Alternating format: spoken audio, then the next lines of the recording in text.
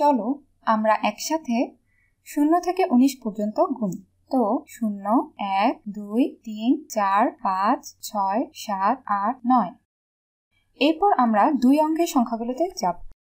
তো এরপর 10 11 12 13 14 15 16 17 18 আর 19। আমরা কেন এটা করলাম জানো? এটা করেছি যাতে আমরা এখানে একটা প্যাটার্ন দেখতে পাই। বিশেষ করে এই 2 অঙ্কের সংখ্যাগুলোর ক্ষেত্রে আমরা এই সবগুলো সংখ্যার মধ্যে যা দেখতে পাচ্ছি তা হলো, তোমরা দেখতে পাচ্ছ যে এদের প্রত্যেকেরই প্রথম অঙ্কটি হলো 1, আর সেই একটা আছে দশকের ঘরে। এখান থেকে বোঝা যায় যে এই প্রত্যেকটি সংখ্যাই আসলে 10কে প্রকাশ করে। এখন এটা থেকে কি বুঝলে? দেখো, আমরা যদি এই 10টাকে নেই তাহলে এখানে এই একটা 10কে প্রকাশ করছে, আর এই শূন্যটা 0 সংখ্যক 1কে প্রকাশ করছে।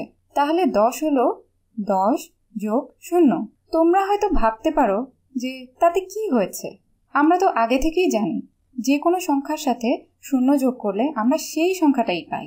চলো আমরা অন্য সংখ্যাগুলোর দিকে যাই।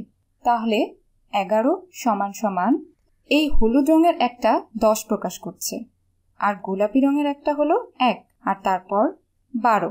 12তে হলুদ একটা বোঝাচ্ছে 10, আর গোলাপি 2টা বোঝাচ্ছে 2।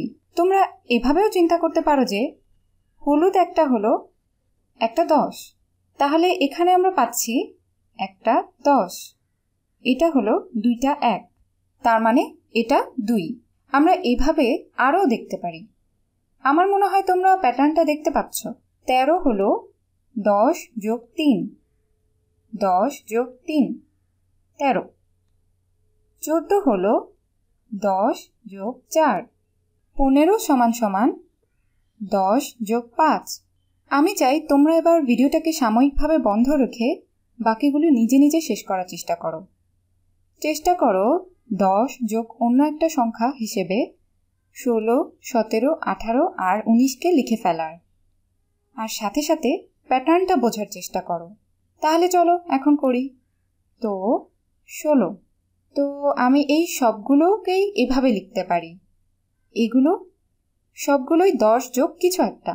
তো 16 হলো 10 যোগ 6, 17 হলো 10 যোগ 7, 18 হলো 10 যোগ 8, আর 19 হলো 10 যোগ 9। যখন তুমি এগুলোকে এভাবে লিখে ফেলবে তখন তুমি সহজেই বুঝতে পারবে যে সবগুলো সংখ্যার এই একটা আসলে 10কে প্রকাশ করে, আর ডান দিকের অঙ্কগুলো দিয়ে সেই সংখ্যাটাকে প্রকাশ করে।